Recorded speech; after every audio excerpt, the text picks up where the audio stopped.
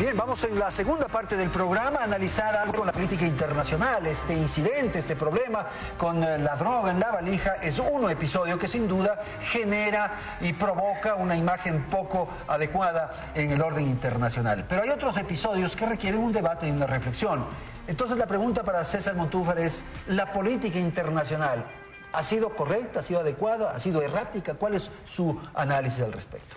Yo primero preguntaría si tenemos política internacional en el Ecuador en este momento. Bueno, de soberanía... Porque más allá de consignas o de hablar de ciertas maniobras retóricas, yo me pregunto si en realidad el interés nacional del Ecuador es el centro de la política que el gobierno realiza a nivel internacional. Le doy varios ejemplos. El tema, por ejemplo, de las relaciones con Libia, con Siria, con Irán. ¿Eso es algo que beneficia al Ecuador? Estamos hablando de que el Ecuador tiene que poner las manos al fuego e incluso irse en contra de su tradición de defensa de los derechos humanos y abstenerse de votar o votar en contra de resoluciones de Naciones Unidas que están condenando una violación masiva de derechos humanos. ¿Es eso lo que el Ecuador requiere? ¿Quiere decir que el próximo mercado para los productos ecuatorianos va a ser Irán? ¿Va a ser países que tienen una economía incluso que no son complementarios de la perspectiva comercial? ¿Por qué no se ha puesto énfasis en el acuerdo comercial con la Unión Europea? Que eso sí es una prioridad para el Ecuador. Si uno se pone a pensar, por ejemplo, en lo que ha sido el ataque del gobierno ecuatoriano al sistema interamericano de protección de derechos humanos, eso va a favor de los intereses y de los derechos humanos de los ciudadanos ecuatorianos. Cuando se busca destruir a la Comisión Interamericana, como lo hicieron gobiernos dictatoriales, el caso más claro es Fujimori. Si nos ponemos a pensar, por ejemplo, en estos últimos incidentes en el ALBA, el gobierno ecuatoriano plantea sanciones en contra de Gran Bretaña por el tema de las Malvinas, sin ni siquiera consultar a la presidenta argentina.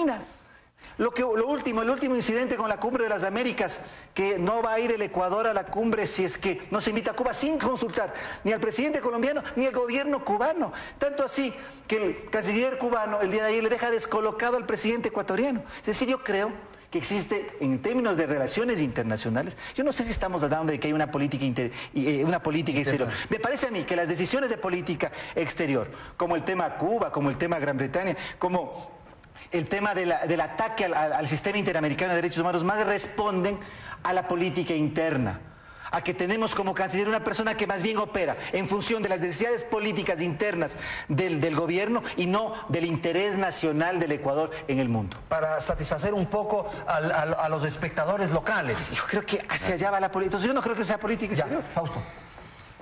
Lamentablemente para el Ecuador, la Cancillería, las relaciones internacionales han sido utilizadas desde una tarima para efecto político en el interno del país, en lo interno del país. Y hay un proceso gravísimo de desinstitucionalización en la Cancillería. Y además de eso, el irrespeto a ciertos asuntos ya de orden internacional que han sido instituciones. Por ejemplo, el asilo político. Con el caso último del Universo y con el asilo político que fue concedido al señor Pérez en Panamá, voy a decir nuevamente textual, todos los delincuentes, ahora, palabras del canciller desde una tarima, ahora todos los delincuentes sentenciados van a ir a pedir asilo, refiriéndose al asilo del país que lo estaba dando al señor Pérez, ofendiendo justamente a una institución internacional de uso permanente en las relaciones internacionales.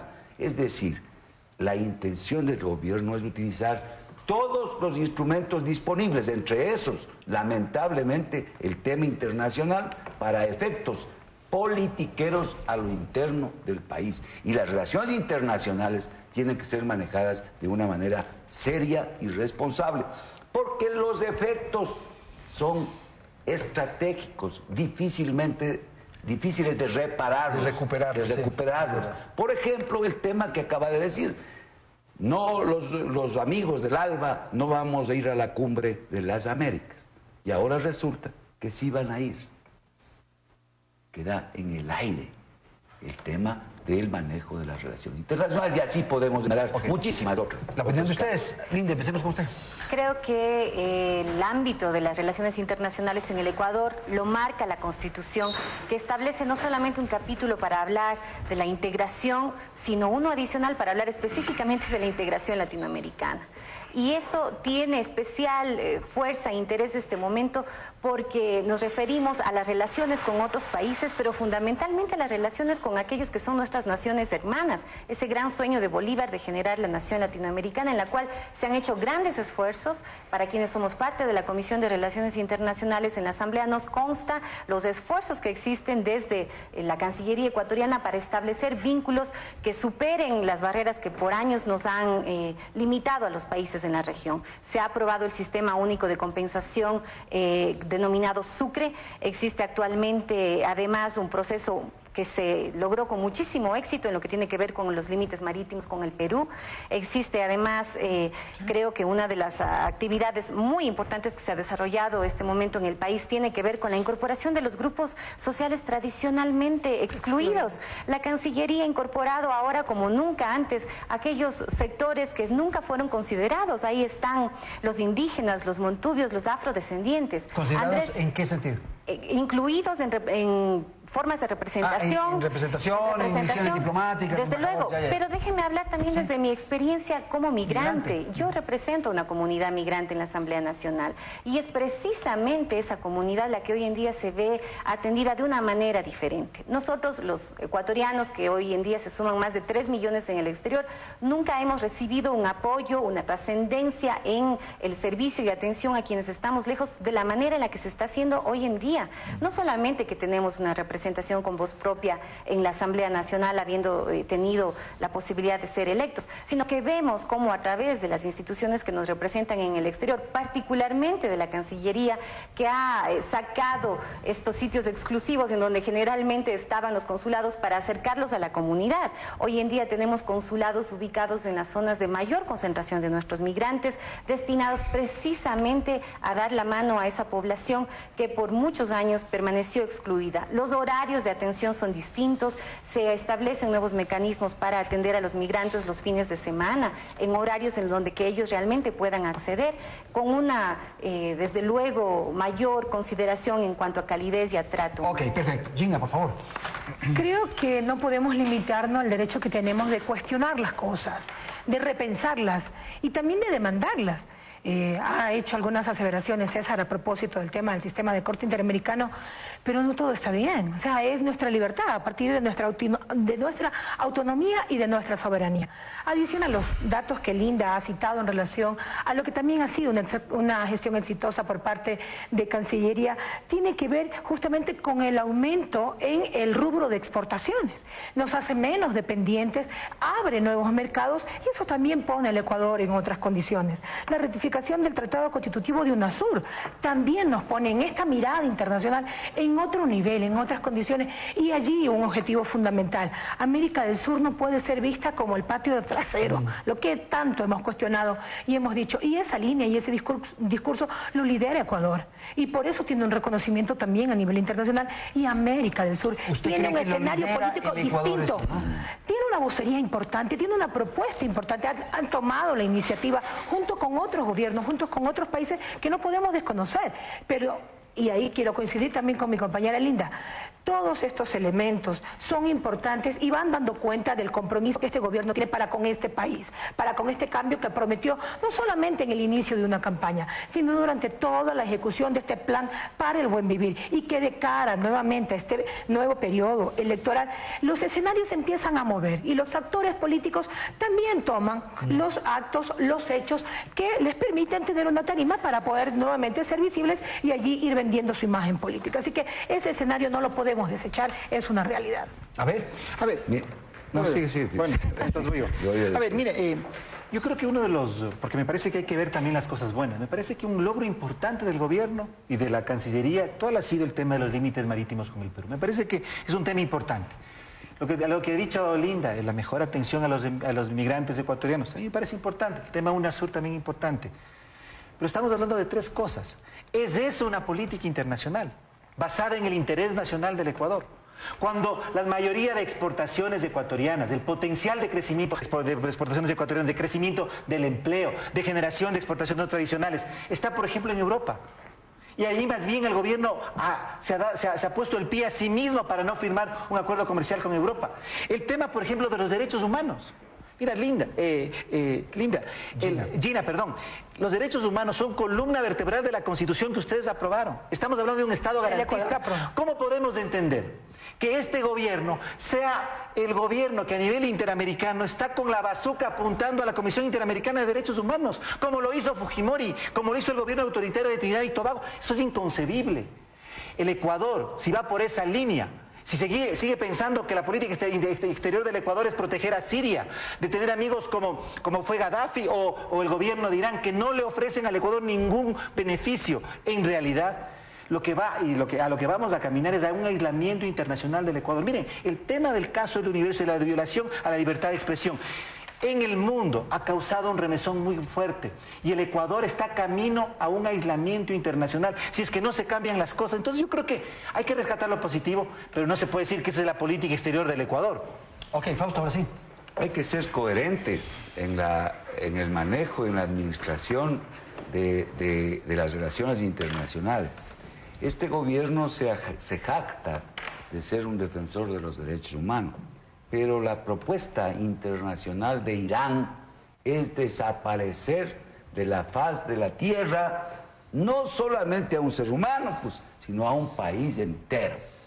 Hay que desaparecer del mapa a Israel. Ese es el pronunciamiento de nuestro amigo ahora bajo el esquema del manejo de las relaciones internacionales del Ecuador. Hay un refrán popular: dime con quién andas y te diré quién eres. Nosotros no hemos sacado ninguna ventaja.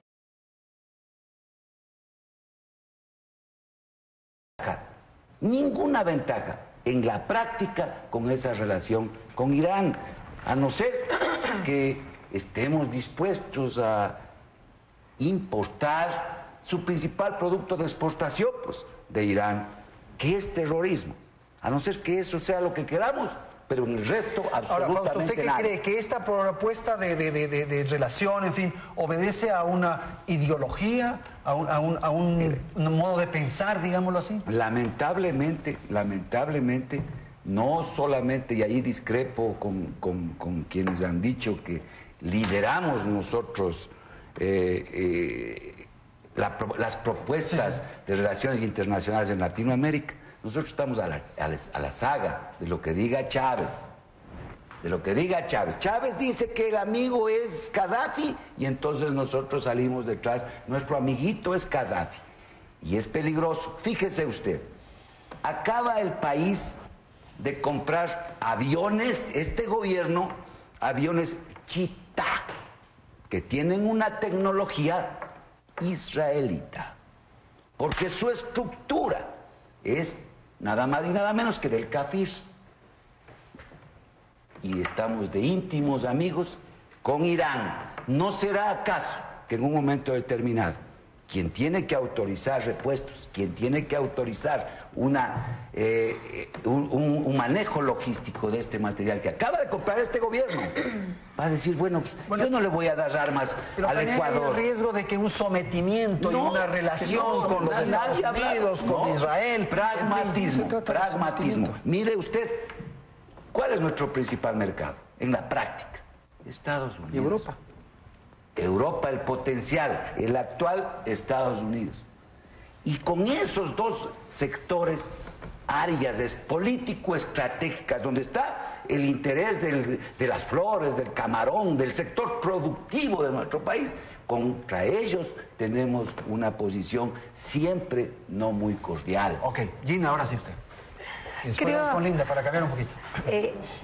Salta a la vista que este espíritu de cuerpo no solo se reproduce en los medios, sino también a nivel internacional, y por eso el bombardeo mediático es coherente y es sostenido.